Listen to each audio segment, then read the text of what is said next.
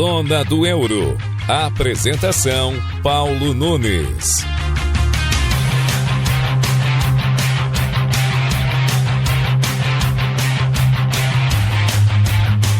Olá, guaibeiros! Saudação especial a todos e a todas. Está começando a edição 177 do Zona do Euro aqui na Rádio Guaíba. E no episódio de hoje vamos falar muito sobre os jogos de ida das oitavas de final da Liga dos Campeões da Europa. Goleadas de Atlético de Madrid, Bayern de Munique, o show de Valverde. Claro, vamos falar também do pesadelo do Tottenham, não só na Liga dos Campeões da Europa, mas também no campeonato inglês, pois temos matéria especial sobre o Tottenham, que corre risco de rebaixamento na Inglaterra, tendo o 9º maior investimento no futebol europeu. Vamos falar da Liga Europa e da Liga da Conferência, a Copa da Inglaterra, que define os confrontos de quartas de final com um clássico. Também vamos falar sobre os clássicos pela Europa que estão acontecendo neste mês de março, e também Copa do Mundo, uma mudança que pode ou não acontecer na tabela do Mundial, e a situação do Irã. Tudo isso são destaques do Zona do Euro, da edição 177, que está começando agora aqui na Guaíba.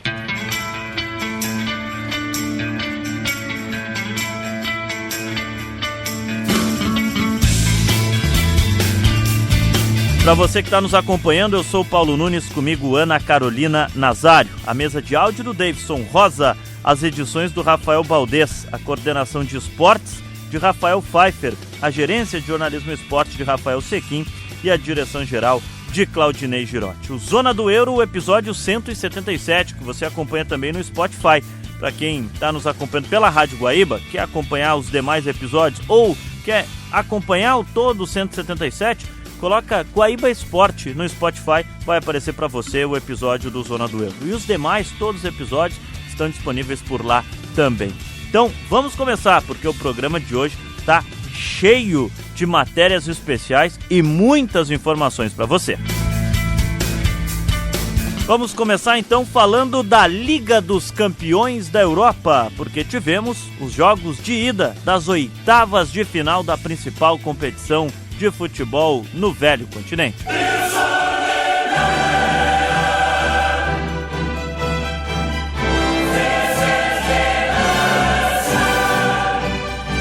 Bom, então a trilha já está tocando, a famosa trilha da Liga dos Campeões da Europa. Ana Carolina Nazário, oitavas de final, tá esquentando a competição, hein? Tudo bem, Paulo? Uma boa tarde para ti e a todos que estão nos acompanhando no Zona do Euro. Realmente, né, a gente vai ter muito o que falar, porque fazia tempo que a gente não tinha uma fase de ida com tantos gols. Não estou falando nem de playoffs, de oitavas, de nada, mas essa primeira fase aí, primeiro momento, porque 2 jogos que a gente já esperava que fossem ter muitos gols, que fosse ser bem movimentado, o Real Madrid, Manchester City e também o Chelsea PSG. Agora, foram muitos gols nessa rodada, não só nesses jogos, nos outros também, né? Pois é, eu tô contando aqui o número de gols, porque eu não cheguei a contar antes.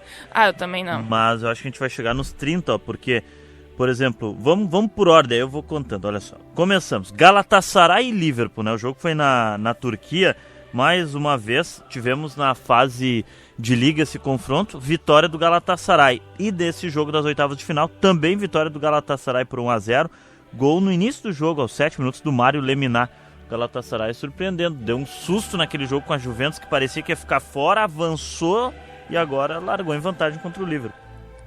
O Liverpool, assim, o que eu vou te falar, né? São inúmeros problemas, inúmeras questões que não estão sendo resolvidas, e o Salah deu um chilique para voltar a ser titular, que tudo bem, as pessoas talvez não me crucificar aqui porque eu defendi o Salah, mas é que eu quis olhar para os dois lados daquela época da briga com o Ancelotti.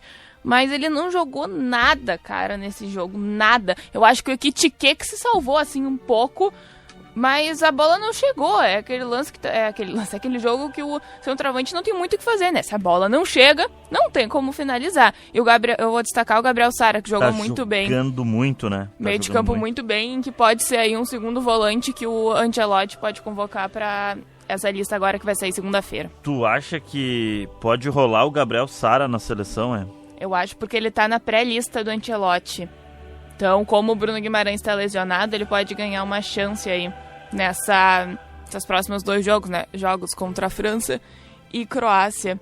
Mas, vamos falar, depois a gente vai falar depois dos grandes jogos. Vamos continuar nessa sequência aí da terça-feira, porque o Atlético de Madrid tocou 5 no Tottenham, né? O Atlético de Madrid foi amplamente superior, mas é um jogo que a gente precisa colocar no contexto, e até a foto de capa do nosso episódio do Zona do Euro, para quem vai nos acompanhar no Spotify ou por lá está nos acompanhando, que é o goleiro Kinski, né? Ele falha em 2 lances cruciais em 15 minutos, é substituído. E aí o contexto todo do jogo, né? O Atlético de Madrid tá voltado para a Liga dos Campeões, porque tá numa situação tranquila no Campeonato Espanhol. Sim. E na final da La Liga, da Copa do Rei. Que é o que eles deveriam focar quase todo ano. Que é o que eles fazem. Aí o jogo era na Espanha, em Madrid. O Tottenham tá brigando para não cair, daqui a pouco a gente vai falar mais sobre isso no Zona do Euro, brigando para não cair no Campeonato Inglês, e a Liga dos Campeões, que ele fez bem a primeira fase. Eu lembro que ao longo das rodadas a gente ia falando, o Tottenham mal no inglês, mas bem na Champions, e foi indo. Sim, porque ele desclassificou direto, né? Conseguiu essa vaga direta. O Tottenham botou um time misto contra o Atlético de Madrid, porque tem jogo com o Liverpool na rodada do Campeonato Inglês em Anfield. E não ganha lá desde 2011, se não me engano, do Liverpool. Então, a atenção toda tá para o Campeonato Inglês. E aí, claro, coloca um time reserva, ou misto, né, bastante modificado, com o goleiro reserva, inclusive, que é o que acaba falhando em 2 dos 3 primeiros gols. Aí o titular volta, que é o Vicario, já falha no gol também. No fim, termina 5-2 para o Atlético de Madrid, né? O Atlético aproveitou a, digamos, presa fácil, diria a lei da selva, né? Pois é, mas aproveitou, porém os 2 gols que tomou do Tottenham não podia ter tomado, porque a gente tá falando de 2 jogos, então agora o Tottenham pode sonhar. Tudo bem, se o Tottenham tomar um gol, complica muito a vida, né? A diferença de 3 gols é bastante coisa, mas esses 2 gols sofridos, aí deu pra ver que o Atlético subiu um pouco a cabeça e achou que o jogo tava ganho. Eu venho notando assim uma diferença desse Atlético de Madrid para os outros do Diego Simeone, que eram muito fortes pela defesa, não pelo ataque. O Atlético não fazia muitos gols, mas quase não tomava, e muitas vezes ganhava por 1-0, um gol de diferença. Esse Atlético Simeone de Madrid é conhecido por retranca, ser retranqueiro. Só que agora ele tá numa nova versão. Ele é um dos melhores ataques da Liga dos Campeões atual. Nos últimos jogos recentes do Atlético de Madrid tem 4-0 no Barcelona, teve no Bruges também uma goleada, agora 5 de novo no Tottenham. É um Atlético de Madrid mais ataque, só que ao mesmo tempo tá tomando muito gol, porque no Barcelona ganhou um jogo de 4-0 e toma 3-0 na volta. Do Tottenham fez 5 e tomou 2. Nem sempre que tu tomar 2 tu vai fazer 5. É verdade que também nem sempre tu vai estar fazendo 5, então é uma versão diferente do Atlético de Madrid. Ele tá fazendo uma aposta pra essa temporada pra ver se as coisas saem diferentes. Porque é aquilo também que eu já te falei há muito tempo, né? Já falei aqui no programa, que o Simeone, pra mim, ele tá numa posição extremamente cômoda. Ele é o 3º, o 2º técnico mais bem pago no mundo, não é? É o mais bem pago. É o mais bem pago?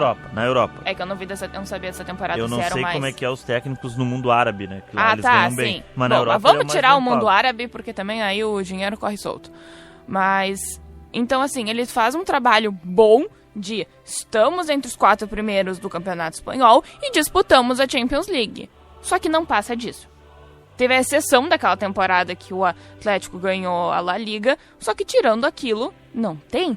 Então eu acho que, sinceramente, que ele tomou alguma pressão, porque ele tá jogando diferente, eu noto isso que tu falou também, porque o Atlético tem que mostrar algum resultado, ele tem que mostrar algo a mais, porque senão o torcedor vai começar a se irritar, porque o torcedor quer título.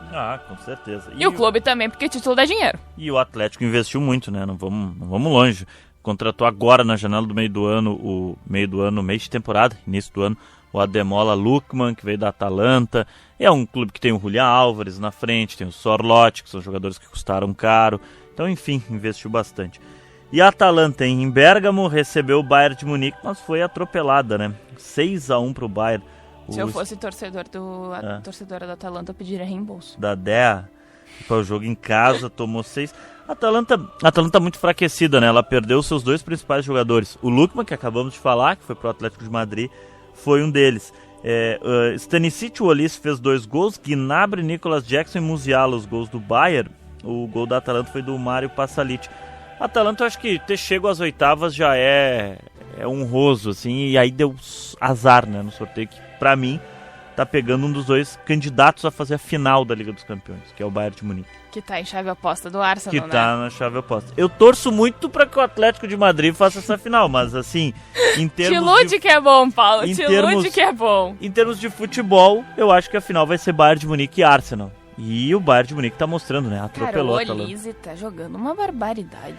Eu assisti. A França fabrica jogador, né? Sai de bueiro, não sei. Nunca vi como tem jogador de futebol. Em 3 times. E aí tem o Olise tá muito bem, o Gnabry tá muito bem, renovou o contrato. E o Musiala voltou a jogar, né? Depois da grave lesão que ele sofreu na Copa Até do o Mundo de Nicolas Clubes. Jackson fez gol. Jogava no Chelsea. Senegalês. E o Bayern mostrando o seu favoritismo, tanto que Total. sobrou em campo, né? 6-1. Esse Bayern de Munique eu tenho parado para assistir alguns jogos. Assisti, por exemplo, o clássico contra o Dortmund recentemente, que o Bayern virou o jogo na casa do Dortmund. E nesse jogo contra a Atalanta agora, ele nem precisou do cara que ele precisou para virar contra o Dortmund, que é o Harry Kane. Não precisou. E o Harry Kane vive uma fase sensacional. O Bayern tem números para ter o melhor ataque do futebol europeu ao final da temporada. Tamanho é o desempenho do Bayern de Munique nessa temporada. Técnico Vincent Kompany. Se mostrando um grande treinador. Foi um grande zagueiro se mostrando um grande treinador Acho também. que ninguém esperava que ele na primeira temporada fosse fazer isso já. Olha, grande trabalho do Kompany. Porque ele contratou bem também, ele montou, não foi um time totalmente pronto, é um Bayern muito diferente da temporada passada. E ele mantém jogadores da base também, estreou Sim. nesse jogo, eu até vou ver se eu consigo achar aqui, um brasileiro que tem 17 anos, que é da base do Bayern de Munique, ele estreou nessa partida contra a Atalanta. Eu vi também, não vou lembrar. Ele ganhou destaque por isso nesse jogo. E o Kompany apostou nele, deu Que oportunidade joga nas pra categorias de ele. base há um bom tempo do Bayern, né? Tá há muito tempo lá. E ele é Desde brasileiro. os 12, uma coisa assim. Esse é o fato que é mais curioso, assim, né? Que é um brasileiro muito cedo no Bayern de Munique e ganhou oportunidade pra jogar no time alemão. E A gente tem muitos brasileiros espalhados pelo mundo, né? Não é só a Argentina que fabrica jogador, a gente também.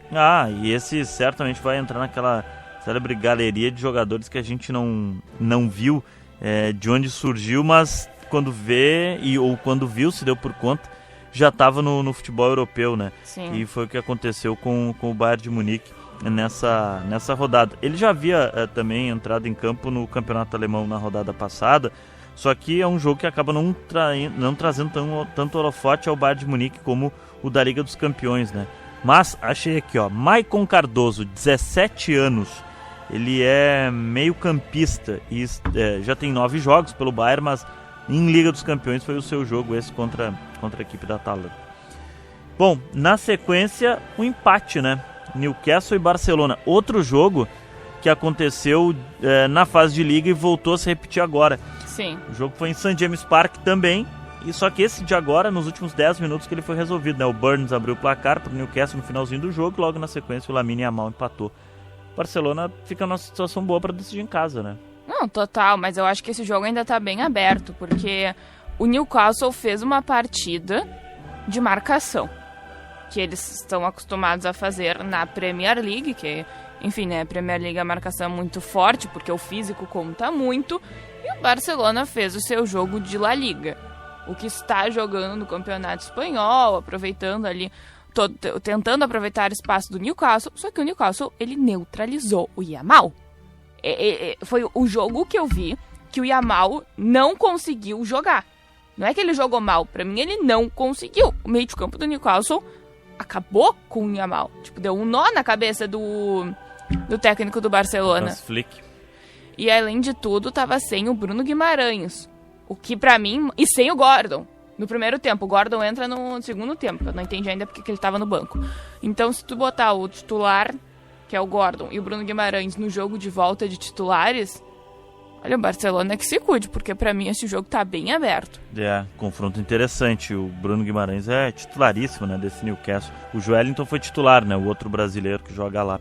Podemos dizer que Bayer Leverkusen e Arsenal foi a zebra da rodada? O empate 1-1 na Bayer Arena, mesmo sendo na casa do Leverkusen, Esperava mais do Arsenal, que, assim como o Bayern de Munique, para mim são os dois candidatos a fazer a final da Liga dos Campeões, o Arsenal e o Bayern de Munique. O Andrich fez o gol, né, do Leverkusen, que é volante, mas joga de zagueiro, e logo depois, e no finalzinho do jogo, a lei do ex, né? Kai Havertz, de pênalti, revelado no Leverkusen, fez o gol do Tu Arsenal. achou pênalti? Esse lance, eu não lembro do lance. Eu vi quase todos os jogos da Champions. Entre jogo e melhor momento, eu não lembro do lance. Ele cavou. Lembrei. Tipo, lembrei. ele sofre uma falta, mas ele cai muito tempo depois. Eu achei que ele cavou. Esse lance. Eu não teria dado o pênalti. Não teria e daí, a falta foi quase fora. É que foi, pra mim, é aquilo que não é falta. É disputa corpo a corpo, disputa corporal. Não achei. Não foi. E daí ele cai muito tempo depois. Pra mim é muito claro, assim, o jeito que ele cavou. Mas o árbitro deu, né? Ele foi lá e converteu. Então, foi um pênalti cavado pra mim do Arsenal que consagrou o empate. Porque, olha, eu acho que foi um dos piores jogos do Arsenal nessa temporada. Foi. O Arsenal que tem poucas derrotas e também poucos empates. O Arsenal ganha muitos jogos. O Arsenal tá com o quê? 2, 3 derrotas na temporada? O Arsenal tem, se não me engano, 3 derrotas. Tem uma são 2 ou... Não, todas elas são no Campeonato Inglês. Na Liga dos Campeões, por exemplo, ele não perdeu ainda. Tá invicto. Copa também. Passou a primeira fase ganhando todos os jogos, 8 jogos, empatou um, que foi esse agora com o Leverkusen. Nas Copas vem avançando todos os jogos. Tá nas quartas de final da Copa da Inglaterra, na final da Copa da Liga, vivo em todas as competições. É um time que perde muito pouco. Se não me engano, são 3 derrotas só do Arsenal na temporada, mas foi mal. O time do Arteta foi mal nesse jogo, mas acho que em Londres vai conseguir reverter esse processo. Eu acho que o Leverkusen, se ele usar o mesmo mentalidade, tipo, a mesma tática que usou para essa partida contra o Arsenal, porque o Leverkusen pensou, é um jogo, 90 minutos, vamos marcar o Arsenal, vamos se defender do jeito que dá, né? Então, assim, se eles jogarem da mesma forma, é aquela coisa, quem não faz, toma. Porém, nunca se sabe. Mas eu acho que o Arsenal também em casa... O Leverkusen toma muito gol na temporada. E é um jogo raro que ele tomou um gol só. Mas isso foi muito estranho, né? Porque tava se esperando um placar mais largo. Claro. Mesmo que eles marcassem, porque a defesa é muito aberta. Em Madrid, eu acho que o grande show da rodada, assim, em termos de atenção, né? Um Real Madrid bastante desfalcado, sem o Mbappé, por exemplo, no Santiago Bernabéu. Brilhou a estrela de Federico Valverde. 3 gols e o Real Madrid venceu o Manchester City por 3-0. Não vai reverter, hein? Achei que ia dar City no confronto. Real Madrid vai se classificar. Isso aqui eu vou ter que falar. Tu e o Bruno, faltando 20 minutos antes de começar o jogo na redação da Rádio Guaíba. Não, porque olha esse time, o City vai dar um baile no Real Madrid. Eu falei, gente, não vai dar um baile no Real Madrid. Real Madrid em Champions League tem luz. Eu queria ter gravado esse momento só pra me consagrar que eu falei isso. Além do que eu disse que o Bodoglin ia ganhar do Sport. Mas enfim. Cara, é que eu não sei explicar. Eu não acredito, enfim, tenho minhas crenças, mas eu não sou uma pessoa cristã. Mas eu acredito que o Real Madrid tem uma força superior que acontece naquela Liga dos Campeões. O time porque eles têm uma estrela nessa liga, porque eu já vi coisas inacreditáveis, viradas inacreditáveis, atuações inacreditáveis na Liga dos Campeões do Real Madrid. Então é um time que, assim, eu não duvido mais de nada quando se trata dessa competição. Porque foi assim, Deus pincelou o Valverde e disse, hoje é teu dia, porque eu acho o Valverde um jogador bom. Só que, além de tudo, um ponto que eu acho que é importante a gente falar quando fala desse jogo é que a gente não tá acostumado a ver um Valverde atuando praticamente de ponta direita, né? Ele, no lado direito, ele já fez todas no Real Madrid, né? De meia, de ponta, de lateral. Ele é versátil. Faltou zagueiro, né? Pra ver, assim, a linha de frente do Real Madrid tinha o Arda Güler de falso 9, Brahim Dias por um lado, Vinícius Júnior por outro, e o Valverde nesse ponta direita com o Tchouaméni e o Thiago Pitart, que é um espanhol, jovem espanhol, nesse meio campo, porque o Real Madrid não tem o Bellingham, não tem o Rodrigo, não tem o Mbappé, são muitos desfalques no Real Madrid. Sim. E mais uma vez, isso que o Real Madrid perdeu um pênalti com o Vinícius Júnior, né, e ganhou por 3-0. Bom, na capital francesa, o atual campeão se deu bem, né? E aí eu e o Bruno também falamos isso na redação da Guaíba, que o Paris Saint-Germain ia ganhar do Chelsea. Isso vocês falaram mesmo. E o Paris Saint-Germain goleou o Chelsea, que me surpreendeu. Cara, é que esse jogo começou muito equilibrado, né? Eu não quero usar goleada pra falar dessa partida, porque pra mim não foi goleada. Até os 70 minutos tava 3-2. E depois o negócio desandou, né? Por isso que eu não acho justo a gente falar goleada, porque eu não acho que o PSG massacrou o Chelsea. Tanto que foi quem abre 1-0 é O Barcolá. o Barcolá. O PSG abre 1-0. Aí o Chelsea empata. O Malo Gusto. Aí depois o PSG faz 2-1 com o Dembélé. com o Dembélé. Aí depois marca o Chelsea empata 2-2. Enzo Fernandes. Aí depois com o 3-2. Com o Vitinha. Aí depois o Kvaratskhelia entra e faz 2 gols. E aí decide o jogo. Não, Grande total. jogador, o Ele Kvaratskhelia. encaminhou? Eu também acho, encaminhou. Ele encaminhou? 5-2, o time Encaminhou? do Paris Saint-Germain encaminhou a vaga. Chelsea, Ele encaminhou em 10 minutos. que foram talvez os 10 minutos que o Chelsea mais oscilou no jogo, o Paris Sim. Saint-Germain foi letal, né? Que É é a por marca isso desse que time do Luiz Henrique. O jogo é 90 minutos.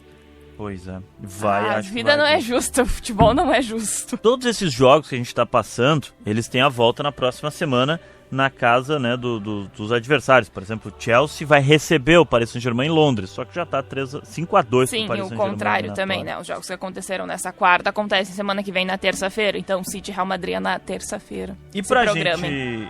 gente fechar a parte de Liga dos Campeões aqui no Zona do Euro nesse momento, Ana, a história mais legal da Liga dos Campeões, a história mais inacreditável da Liga dos Campeões, o conto de fadas do futebol europeu do ano, ele segue, né? Lá no segue. Círculo Polar Ártico, o Bodo Glimt fez mais uma vítima, 3-0 em cima do Sporting. Sodré Fett, Blomberg e Hogg marcaram, e o time norueguês tem uma vantagem tanta para defender no José Alvalade na semana que vem em Lisboa. 3-0. Ia ser muito engraçado se eles ganhassem a Champions League. Seria incrivelmente surpreendente. Eu não me lembro se já aconteceu. Eu Quer sei saber que quantos por cento de chance tem? Eu vou ir atrás dessa porcentagem no depois. Bodo Glimt, Uhum. olha, assim, eu vou buscar, porque eu gosto desses fatos históricos e vou trazer aqui no Zona do Euro. Nas oitavas de final, fazia mais de 30 anos que a Noruega não tinha um representante lá. Antes tinha sido o Rosenborg, agora o Bodo Glimt. Nas quartas de final, não consigo imaginar quanto. Eu tenho um livro que é o Noites Europeias, da editora Grande Área, é muito bom. Ele conta a história de todas as competições entre clubes na Europa que já aconteceram até 2018, que é quando o livro Sim. foi publicado. Eu provavelmente vou ter que ler o livro lá no início para ver quanto que um time norueguês entrou num mata-mata de uma competição europeia. Há que muito tempo. eu não lembro se teve um norueguês nas quartas, tá? Eu vou pesquisar e vou trazer na próxima semana, porque eu não acredito no Bodo Glimt tomar uma virada do Sporting, e acho que não vai tomar. Eu Vai se também classificar. não. É que o Bodo... Eu não sei. Sinceramente, o Bodo Glimt, ele me dá um nó tático. Sim, eu não... Porque cada partida, eu sinto que eles se preparam pra ela. Então, assim, a partida que o Bodo Glimt fez contra o Manchester City foi colocar os 11 na frente.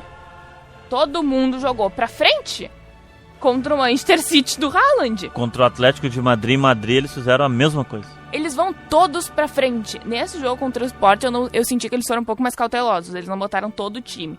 Foi... Enfim, teve um pouco mais de equilíbrio. Só que é isso, então, esse jogo foi diferente. Eles pensaram... Eu não sei, o técnico deles estuda exatamente... Ele pensa cada partida como um jogo diferente. Ele é um ex... piloto de caça do OTAN. Piloto de caça da OTAN. No episódio passado, no 176 e no 175 também, Deixa eu pesquisar o nome temos dele aqui, que eu esqueci. materiais sobre essa história desse Bodo Glimt e esse conto histórico do Bodo Glimt também no cenário europeu. Em outros, acho que lá no 160 e alguma coisa, a Ana fala também do Bodo Glimt. É Kijet Kunsten, Deixa eu ver ali. o técnico Knudsen. deles. Christian Knudsen. Knudsen. Knudsen, que é um sobrenome aí dos É o guerreiros técnico nórdicos. deles. Esse é como é que é? Piloto Piloto de caça da OTAN. que é o comandante do Bodo Glimt. 3-0. Exatamente. Bom, semana que vem então tem Liverpool e Galatasaray em Anfield, tá 1-0 pro Galatasaray. Tottenham e Atlético de Madrid em Londres, tá 5-2 pro Atlético de Madrid. Bayern de Munique e Atalanta em Munique, tá 6-1 pro Bayern. O Bayern vai jogar com o time reserva. Barcelona e Newcastle na Catalunha, tá 1-1.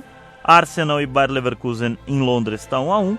Manchester City e Real Madrid, tá 3-0 pro Real Madrid, o jogo na Espanha. Agora volta na Inglaterra para fechar esses confrontos de oitavas de final da Liga dos Campeões da Europa, além do Bodo Glimt, né, que ganhou por 3-0 o primeiro jogo na Noruega e agora joga no José Alvalade contra o Sporting. Essa vantagem de 3-0. Feito, portanto, as oitavas de final, os jogos de ida da Liga dos Campeões da Europa. Semana que vem tem os confrontos de volta. Bom, a Liga dos Campeões da Europa então volta na próxima semana para definir, portanto, as quartas de final. Você está acompanhando aqui na Rádio Guaíba o episódio 177 do Zona do Euro. Também nos acompanhe no Spotify, Guaíba Esporte. Lá você pode acompanhar os demais episódios do Zona do Euro, todos disponíveis por lá.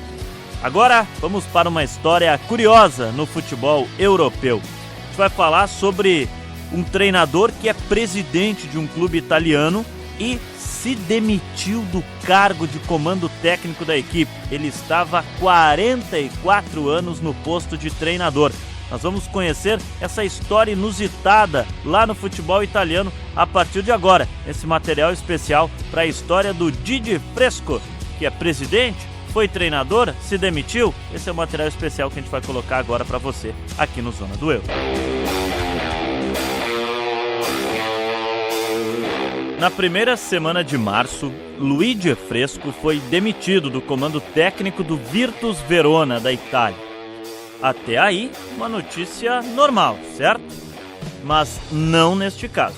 Isso porque o treinador italiano de 64 anos estava no comando da equipe desde 1982. E para deixar ainda mais curiosa essa história, Didi também é presidente dos Virtuosini há 4 décadas. Bom, tudo começou em 1969, quando o ainda criança Didi ingressou no Virtus Verona como zagueiro. 4 anos mais tarde, o jovem italiano teve sua primeira experiência na beirada dos gramados. Assumiu como treinador da equipe de jovens, que havia entrado como defensor 4 anos antes. A ascensão do italiano enquanto treinador ofuscou sua trajetória como jogador, e a área técnica parecia mesmo ser o seu destino. Em 1979, aos 18 anos, foi eleito membro do conselho do clube. 1 ano depois, aos 19 anos, foi escolhido como chefe do setor juvenil. No mesmo ano, viu o companheiro Passuelo deixar a coordenação de atividades para jovens para se tornar o único responsável pelo setor. Em 1982, Luigi foi eleito presidente do Virtus Verona, ganhando a votação entre os sócios do clube por cerca de 500 votos a 150 do seu concorrente. Alguns meses depois, em julho de 1982, ele mesmo se elegeu para técnico profissional, cargo que assumiu por longevos 44 anos.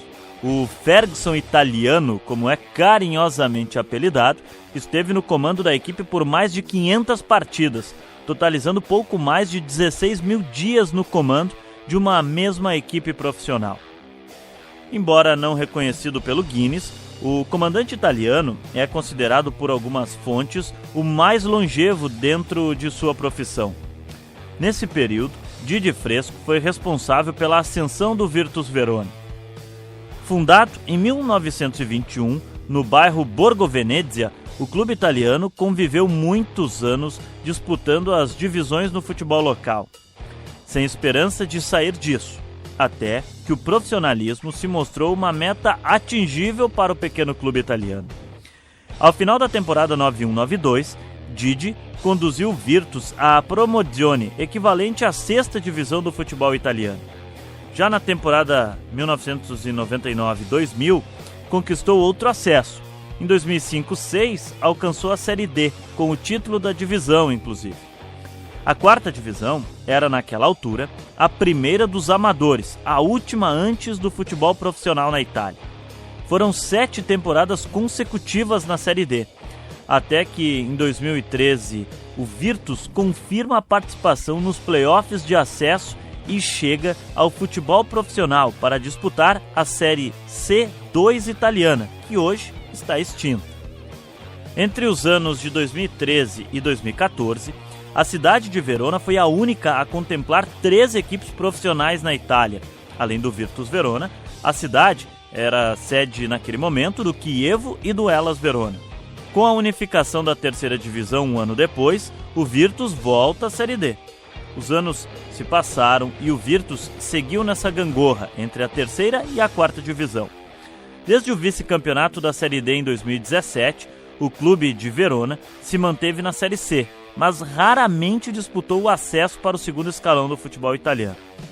Nas temporadas 2020-21, 22-23 e 24-25, o Virtus chegou a disputar os playoffs de acesso, mas sequer passou da terceira fase. Didi Fresco deixou o comando do Virtus após 44 anos. A notícia caiu como uma bomba na cidade de Verona. O italiano segue como presidente e, inclusive, auxiliar técnico, mas tomou a decisão de deixar o comando principal pelo bem do seu clube, segundo o mesmo. Isso porque, atualmente, a equipe do Virtus Verona ocupa a 19ª colocação com riscos reais de rebaixamento à Série D italiana. Mas é necessário entender a forma de disputa da Série C nacional. Ao todo, 60 equipes disputam o terceiro nível do futebol local, divididas em grupos A, B e C. Dos 5 piores times, os últimos colocados de cada chave são automaticamente rebaixados à 4ª divisão, enquanto os outros 4, sejam da 16ª à 19ª posição, disputam o chamado play-out da permanência. São 38 rodadas nessa primeira fase, e após 30 delas, o Virtus está a uma posição da lanterna. Com receio de retornar ao futebol amador, Luigi Fresco se, entre aspas, demitiu e colocou Tommaso Cicchetti, ex-jogador de Chievo, Modena e Spal, e sem clube desde que deixou a Ambrosiana em seu lugar.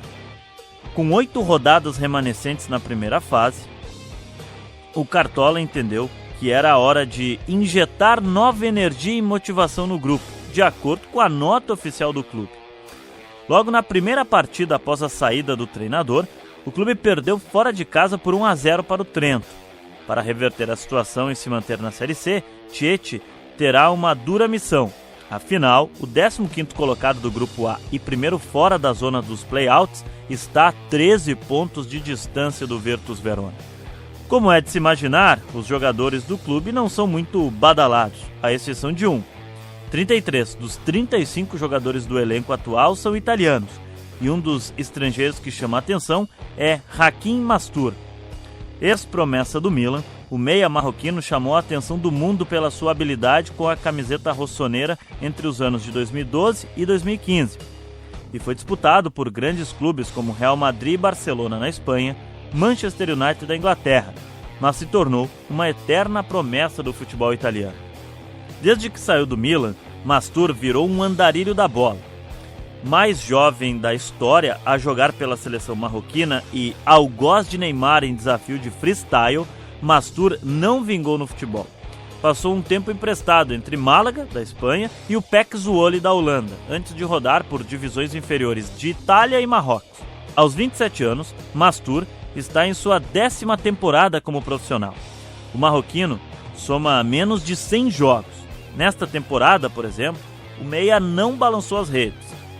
Não tivemos boas oportunidades. As pessoas e o sistema me viam como uma máquina de fazer dinheiro, não como um garoto que queria realizar seu sonho. Contratos, dinheiro, visibilidade. Eu só pensava em futebol. Nunca encontrei meu lugar. Se cometi erros, não tenho problema de admiti-los. Se tivesse progredido passo a passo, minha carreira certamente teria sido diferente. A chama ainda está acesa.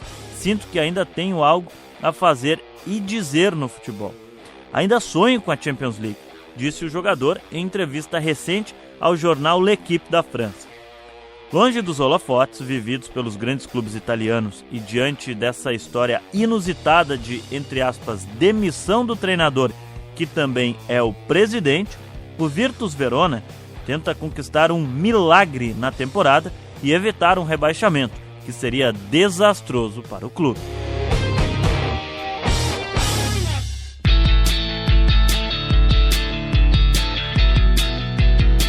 Pois é, história curiosa, né?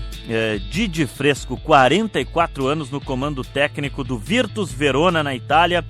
Ainda é presidente do clube, é verdade, mas acabou se demitindo do comando técnico. Esse foi o destaque lá no futebol italiano. A gente sempre traz para você aqui no Zona do Euro.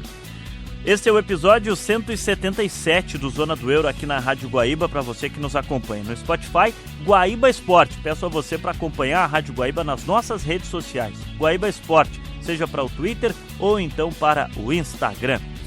Agora vamos falar da Liga Europa.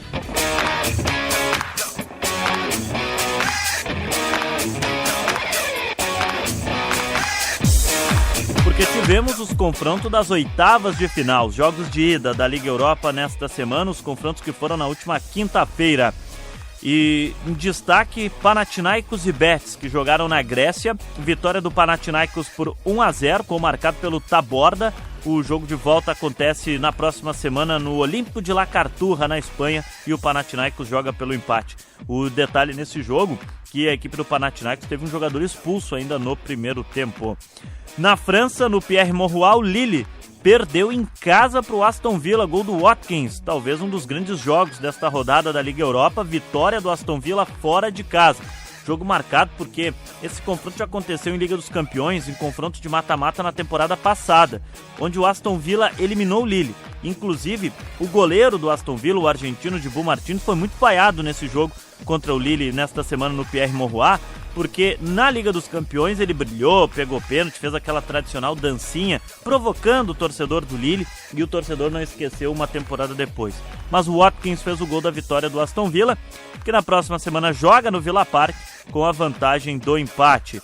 Outro grande jogo na Liga Europa foi o confronto entre italianos. O Bologna recebeu a Juventus, recebeu a Roma no estádio do Bologna, né? Jogou em casa o Bologna no Renato Dallara, saiu na frente, gol do Bernardeschi, ex-jogador da Juventus, mas o Pellegrini empatou para a Roma. Foi um jogo bastante movimentado, 1-1 no primeiro jogo, a decisão vai para a capital italiana na próxima semana.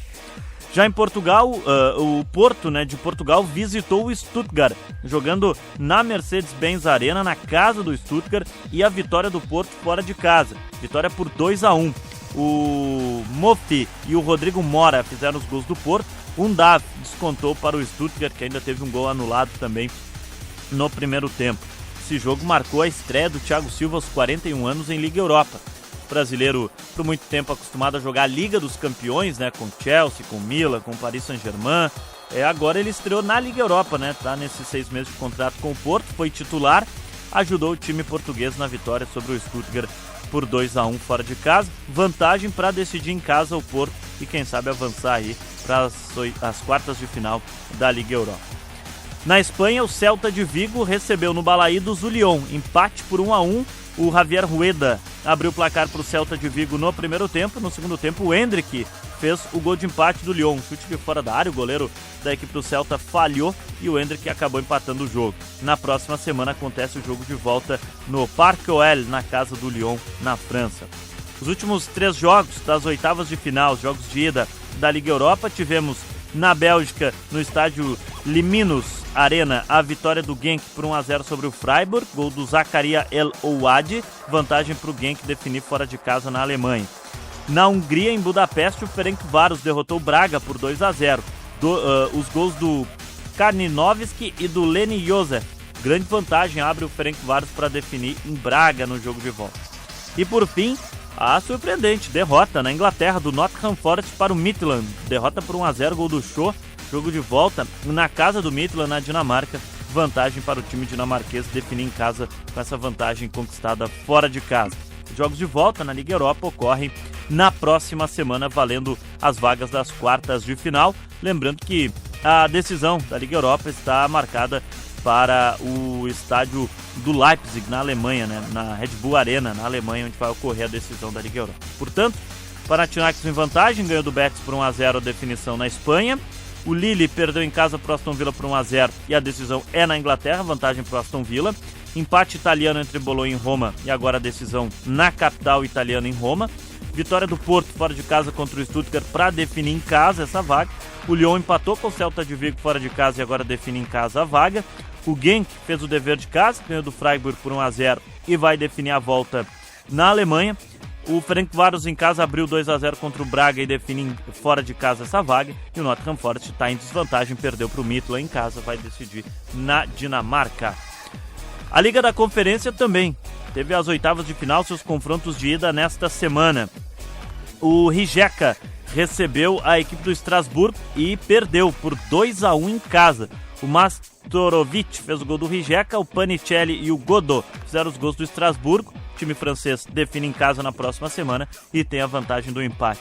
Na Turquia, o Samsunspor perdeu para o Raio Vallecano por 3-1. O Moadimadi fez o gol do Samsunspor, mas o Álvaro Garcia e o Alemão, ex-jogador do Inter, que marcou 2 gols na partida, ajudaram aí na vitória do Raio Vallecano por 3-1 fora de casa.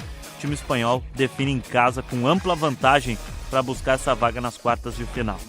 Na Holanda, o AZ Alkmaar derrotou o Sparta Praga por 2-1. O Paró fez os 2 gols do AZ. O Vojta fez o gol do Sparta Praga, que está em desvantagem para definir na capital da República Tcheca.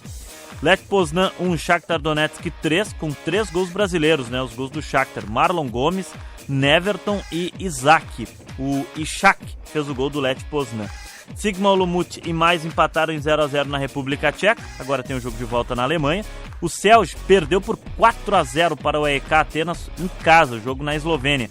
Essa goleada, né? Gols do Barnabas Varga, o Koita, o Gacinovic e o Mukundi. Os gols da vitória do AEK, ampla vantagem para o time grego definir em casa e provavelmente garantir essa vaga nas quartas de final. Por fim, 0-0 na Inglaterra entre o Crystal Palace e a AEK Larnaca. E o jogo de volta agora no Chipre. E a Fiorentina em casa ganhou do Rakov da Polônia por 2-1. O Rakov saiu na frente, gol do Jonathan Brunis, mas o Nidur e o Gudmundsson viraram para a equipe italiana. Na próxima semana acontecem os jogos de volta. O Rijeka então vai em desvantagem para a França contra o Estrasburgo, perdeu por 2-1 o primeiro jogo. Samsunspor perdeu em casa por 3-1 para o Raio Vallecano e agora tem a decisão na Espanha. O AZ Alkmaar vai em vantagem para definir contra o Sparta Praga fora de casa. O Lech Poznan perdeu em casa para o Shakhtar Donetsk por 3-1 e agora a decisão na casa do Shakhtar. Tem os 2 0-0, né? Do Sigma Olomouc do Mainz e do Crystal Palace e do AEK Larnaca, tudo em aberto para os jogos de volta. O AEK Atenas com essa grande vantagem nos 4-0 sobre o Celje. E a Fiorentina que derrotou o Rakov por 2-1. Zona do Euro, aqui na Rádio Guaíba, episódio 177, para você que está nos acompanhando e também pode nos acompanhar lá no Spotify. Agora nós vamos falar da Copa da Inglaterra, porque tivemos as oitavas de final ao longo da última semana. Jogos aconteceram nos dias 6, 7, 8 e 9 de março e definiram os confrontos das quartas de final. No Molineux Stadium, o Wolverhampton perdeu para o Liverpool por 3-1. O Wolverhampton é o lanterna do campeonato inglês, o Liverpool avançou. O Mansfield Town, da terceira divisão, perdeu em casa no On-Call Stadium para o Arsenal por 2-1. O Arsenal segue vivo em todas as competições na temporada, tentando todos os títulos possíveis, o time do Arteta.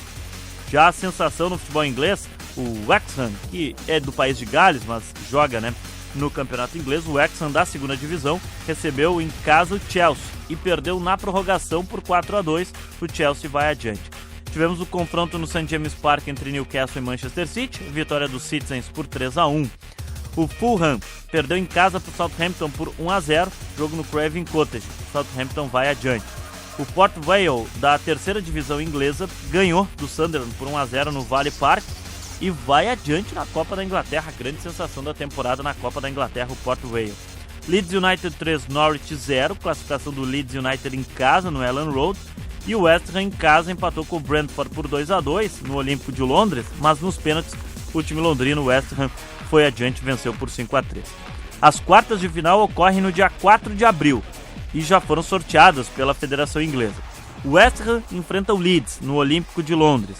O Manchester City recebe o Liverpool no grande jogo das quartas de final da Copa da Inglaterra.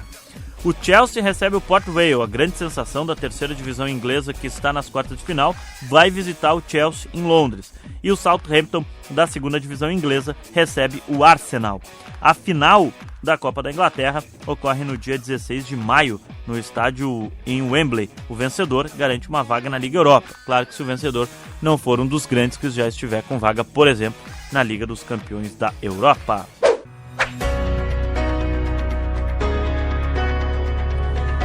Você está acompanhando aqui na Rádio Guaíba o Zona do Euro, episódio 177 do Zona do Euro. Agora a gente vai falar sobre os clássicos de março na Europa, porque durante esse mês de março estão acontecendo muitos clássicos e nós estamos destacando ao longo do Zona do Euro pelas ligas nacionais. E nós temos esse resumo, porque na última semana tivemos muitos desses clássicos. Por exemplo, no último sábado, 7 de março, o Beşiktaş perdeu em casa para o Galatasaray por 1-0, gol do Victor Osimhen. O Galatasaray vai mantendo 4 pontos de vantagem para o Fenerbahçe na luta pelo título do Campeonato Turco. Já no domingo, no dia 8 de março, tivemos o Derby della Madonnina no San Siro, vitória do Milan por 1-0, gol do Pervis Stupinhan. Com essa vitória rossoneira, o campeonato ficou aberto, porque a Inter é a líder com 7 pontos a mais que o vice-líder, o Milan, mas ainda tem 10 rodadas para acontecer no campeonato italiano. E também o Milan aumentou seu número de jogos sem derrotas para a rival. São 7 jogos seguidos do Milan sem perder para a Inter. Em Portugal, Benfica e Porto empataram em 2-2 na Luz. O Frandholt e o Pietrowski fizeram os gols do Porto, o Schlauderup e o Leandro Barreiro os gols do Benfica. O Porto segue ainda na liderança do campeonato, são 4 pontos a mais que o Sporting, que é o vice-líder. Na Bélgica, empate entre Clube Bruges e Anderlecht, o jogo no Jan Breydel Stadium, a casa do Bruges. Com esse empate, o Bruges ficou na terceira posição com 53 pontos, 3 pontos atrás do líder, que é a União Saint-Gilloise. Já o Anderlecht é o quarto colocado com 44 pontos, está bem distante do título. Hajduk Split e Dinamo de Zagreb fizeram o clássico croata no Poljud, a casa do Hajduk Split. E faltando 11 rodadas para o fim do campeonato, a vitória do Dinamo de Zagreb por 3-1 encaminhou o título croata para o Dinamo de Zagreb, que tem 10 pontos a mais que o Hajduk Split, que é o segundo colocado na tabela. Já na Grécia, o Olympiacos e PAOK empataram em 0-0 no Georgios Karaiskakis, e esse resultado foi ruim para ambos, porque o líder agora é o AEK Atenas, que venceu na rodada, assumiu a liderança na liga, tem 56 pontos, 2 a mais que PAOK e Olympiacos. Ficou bom para o AEK Atenas esse empate. Na República Tcheca, o Slavia Praga ganhou do Sparta Praga por 3-1 no clássico na capital tcheca, e o Slavia Praga, que jogou em casa na Fortuna Arena, aumentou a liderança no campeonato para 10 pontos em relação ao seu maior rival, faltando 5 rodadas para o fim do campeonato na República Tcheca e encaminhando o título à equipe do Slavia Praga. São 61 pontos do Slavia Praga contra 51 do Sparta Praga. Desde 2022 que o Slavia Praga não vence, ou melhor, não perde para o Sparta Praga na República Tcheca.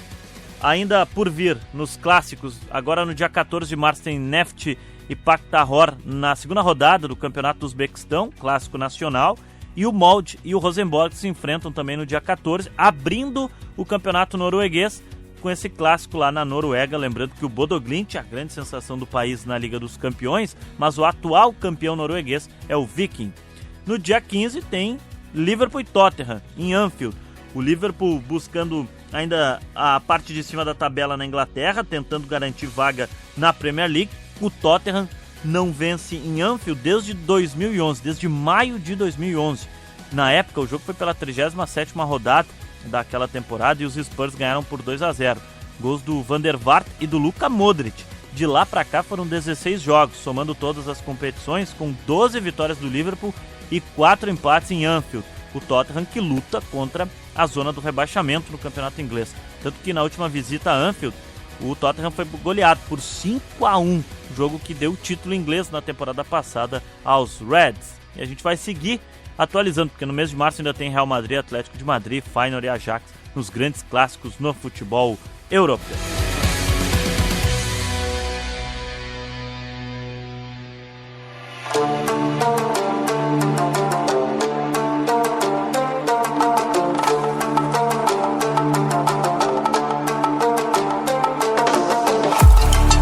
Agora no Zona do Euro, aqui na Rádio Guaíba, vamos falar de Copa do Mundo. O ministro do Esporte do Irã, Ahmad Doniamali, afirmou ao longo da última semana que o país não deve disputar a Copa do Mundo. Mas ainda falta uma confirmação da Federação Iraniana de Futebol. Tivemos uma reunião também nesta última semana entre o Gianni Infantino, que é o presidente da FIFA, e o Donald Trump, que é o presidente norte-americano. Nesta reunião, a FIFA e também o presidente norte-americano destacaram que gostariam do Irã no Mundial. A FIFA, inclusive, quer o Irã no Mundial. O Irã que está classificado pelas eliminatórias asiáticas. Só que se o Irã confirmar a desistência, vai ser algo inusitado, mas não incomum em termos de Mundial. Nós preparamos um material sobre os países que já desistiram de disputar a Copa do Mundo. Vamos conferir. Lembrando que a Copa do Mundo começa no dia 11 de junho e vai até o dia 19 de julho. O Irã está no grupo G, com Bélgica, Egito e Nova Zelândia. No dia 15, em Los Angeles, o Irã enfrenta a Nova Zelândia. No dia 21, em Los Angeles, o Irã enfrenta a Bélgica.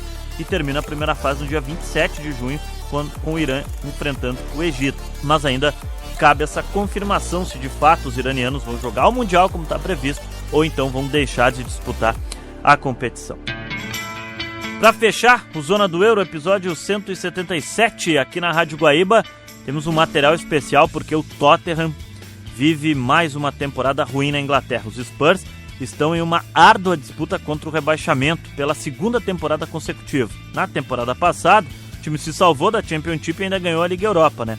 Já nesta temporada, o clube está longe de brigar por vaga europeia. Nas oitavas de final da Liga dos Campeões já foi goleado pelo Atlético de Madrid no primeiro jogo e agora luta contra o rebaixamento contra o West Ham e Nottingham Forest para tentar evitar esse rebaixamento. Mergulhamos na história do futebol inglês e buscamos as últimas quedas dos times que pertencem ao chamado Big Six na Premier League. Vamos conferir esse material especial agora aqui no Zona do Euro.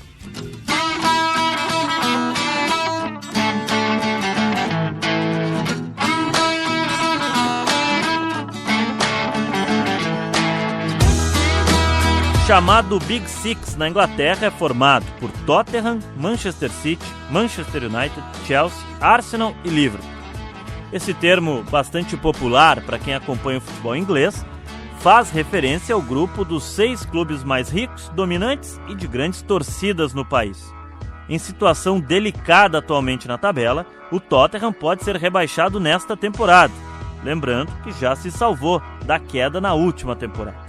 Seria um rebaixamento histórico, pois os Spurs possuem o 9º maior investimento de futebol da Europa. Agora, vamos destacar os rebaixamentos dos times integrantes do Big Six na Inglaterra. O Arsenal é o atual líder do campeonato, é o time mais badalado do momento na Inglaterra e na Europa. Mas os Gunners já foram rebaixados.